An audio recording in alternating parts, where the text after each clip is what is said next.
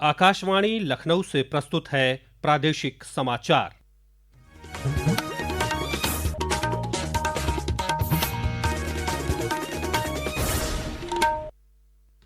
मुख्य समाचार। मुख्यमंत्री योगी आदित्यनाथ ने आज 16वें केंद्रीय वित्त आयोग के सदस्यों के साथ की बैठक। केंद्रीय करों में राज्य की हिस्सेदारी 41% से बढ़ाकर 50% करने की उठाई मांग। केंद्र सरकार ने वर्ष 2027 में 2 चरणों में जनगणना कराने का लिया निर्णय, साथ में कराई जाएगी जाति गणना।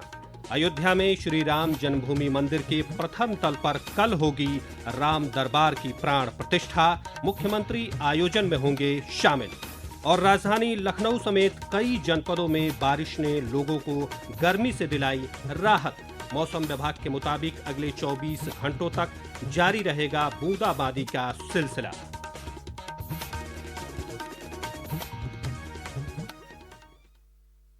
नमस्कार, प्रदेश के समाचारों के साथ मैं राघवेंद्र त्रिपाठी। और अब समाचार विस्तार से।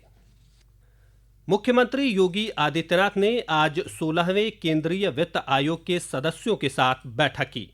बैठक में श्री योगी ने प्रदेश सरकार की उपलब्धियों पर प्रकाश डाला और राज्य सरकार की मांगों को लेकर आयोग को एक मांग पत्र भी सौंपा है। इसमें केंद्रीय करों में राज्य की हिस्सेदारी को 41% से बढ़ाकर 50% करने की मांग की गई है। प्रदेश के वित्त मंत्री सुरेश खन्ना ने बताया कि सरकार ने विशेष विकास योजनाओं के लिए स्पेशल फंड डीडीए दिए जाने की मांग भी उठाई है। उत्तर प्रदेश माननीय मुख्यमंत्री जी ने विशेष रूप से आज प्रदेश के लिए जो मांग की है वो खास तौर से सारे स्टेट्स के लिए जो अभी तक 41% शेयर मिलता है उसके स्थान पर 50% मिलना चाहिए, और साथ ही साथ उत्तर प्रदेश को केंद्रीय करों में किसी भी हालत में हमें 20% से कम न मिले, यही हमारी मांग।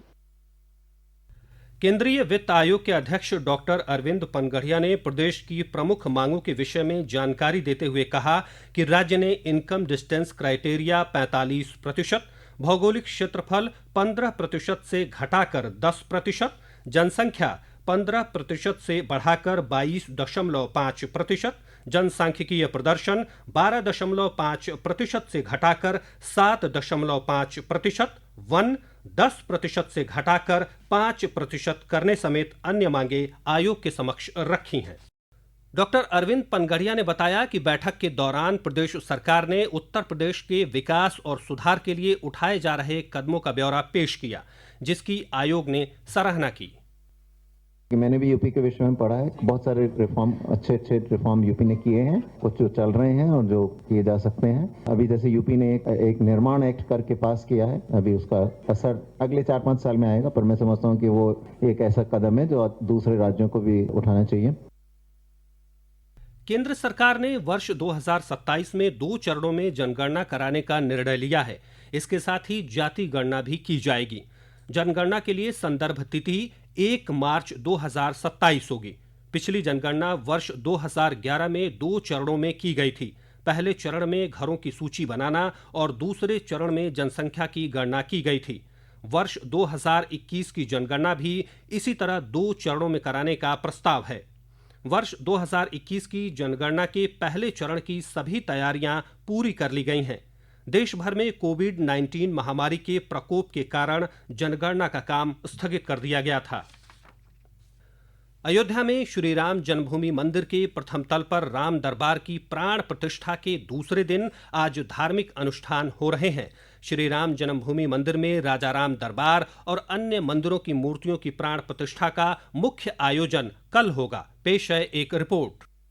श्री राम जन्मभूमि मंदिर में प्राण प्रतिष्ठा के दूसरे दिन आज राम दरबार, अन्य मंदिरों और यज्ञशाला में देवताओं का पूजन, हवन, देव स्नान, प्रसाद स्नान, शिखर स्नान आदि संपन्न किया गया, जिसमें 1975 मंत्रों के साथ अग्नि देवता को आहुति दी गई। श्री राम मंदिर ट्रस्ट के महामंत्री चंपत राय ने बताया कि प्राण प्रतिष्ठा का अनुष्ठान काशी के विद्वान पंडित जयप्रकाश के नेतृत्व में 101 वैदिक आचार्य करवा रहे हैं। मुख्य प्राण प्रतिष्ठा कल अभिजीत मुहूर्त में सुबह 11 बजे से होगा। इस कार्यक्रम में मुख्यमंत्री योगी आदित्यनाथ बतौर मुख्य अतिथि शामिल होंगे। ट्रस्ट के महासचिव चंपत राय ने लोगों से अपील की है कि प्राण प्रतिष्ठा सार्वजनिक आयोजन नहीं है, इसलिए इसमें शामिल होने के लिए लोग अयोध्या न आए। हालांकि रामलला के दर्शन करने वाले लोग सामान्य रूप से दर्शन कर सकते हैं। तन्मय सोनी, आकाशवाणी समाचार, अयोध्या। प्रदेश में विकसित कृषि संकल्प अभियान में अब तक करीब 7 लाख से अधिक किसान शामिल हो चुके हैं। इसी क्रम में बांदा के बिगहना गांव में आज कृषि विशेषज्ञों ने किसानों के साथ संवाद किया।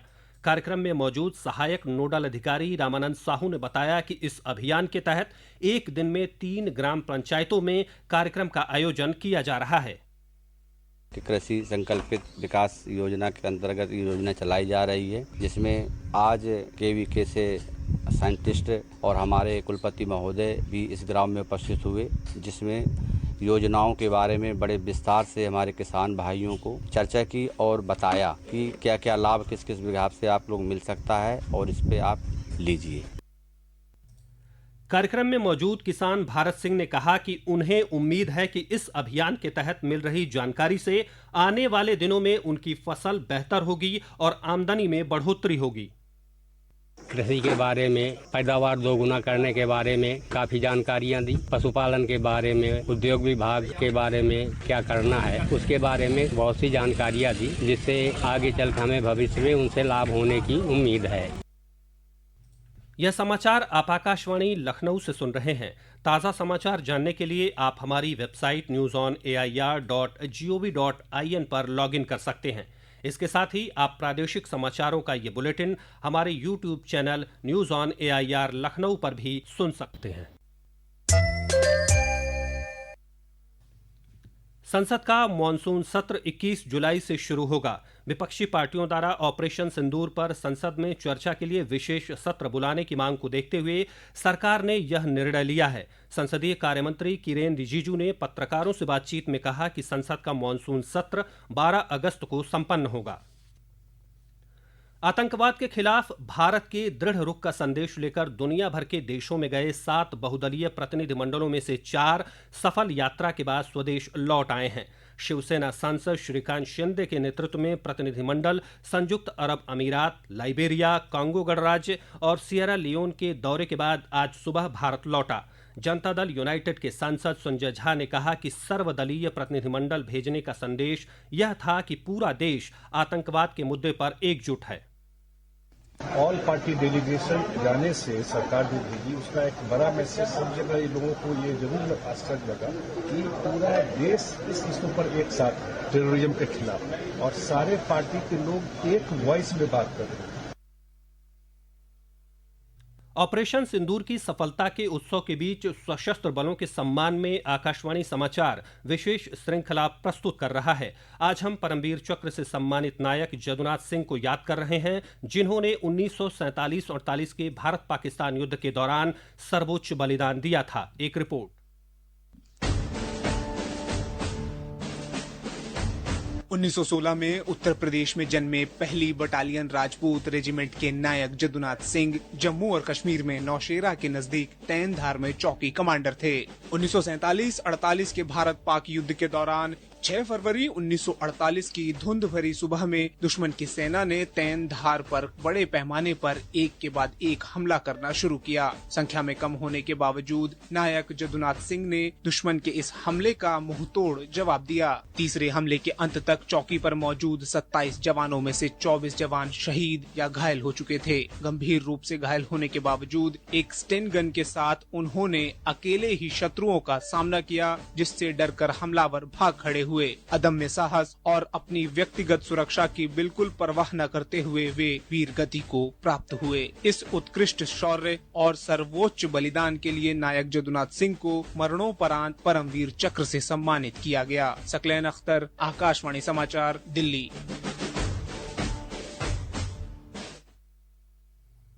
अंतर्राष्ट्रीय योग दिवस पर प्रदेश के सभी सरकारी अस्पतालों में भी कार्यक्रम आयोजित किए जाएंगे। इसको लेकर स्वास्थ्य विभाग ने तैयारी तेज कर दी है। प्रमुख सचिव चिकित्सा स्वास्थ्य और परिवार कल्याण पार्थ सारथी सिंह शर्मा ने बताया कि प्रदेश के सभी जिला अस्पताल और आयुष्मान आरोग्य मंदिर में योग दिवस पर आयोजन किया जाएगा। प्रदेश के कई जिलों में आज मौसम में बदलाव देखने को मिला। राजधानी लखनऊ और आसपास के इलाकों में बारिश के बाद लोगों को गर्मी से राहत मिली। मौसम विभाग ने अगले 24 घंटों के दौरान प्रदेश के पश्चिमी और पूर्वी जिलों में गरज चमक के साथ हल्की बारिश का अनुमान जताया है। और अंत में मुख्य समाचार एक बार फिर। मुख्यमंत्री योगी आदित्यनाथ ने आज 16वें केंद्रीय वित्त आयोग के सदस्यों के साथ की बैठक। केंद्रीय करों में राज्य की हिस्सेदारी 41% से बढ़ाकर 50% करने की उठाई मांग। केंद्र सरकार ने वर्ष 2027 में 2 चरणों में जनगणना कराने का लिया निर्णय, साथ में कराई जाएगी जाति गणना। अयोध्या में श्री राम जन्मभूमि मंदिर के प्रथम तल पर कल होगी राम दरबार की प्राण प्रतिष्ठा। मुख्यमंत्री आयोजन में होंगे शामिल। और राजधानी लखनऊ समेत कई जनपदों में बारिश ने लोगों को गर्मी से दिलाई राहत। मौसम विभाग के मुताबिक अगले 24 घंटों तक जारी रहेगा बूंदाबांदी का सिलसिला। इसी के साथ प्रादेशिक समाचारों का ये बुलेटिन समाप्त हुआ। अगला बुलेटिन रात 8 बजे FM पर प्रसारित किया जाएगा। नमस्कार।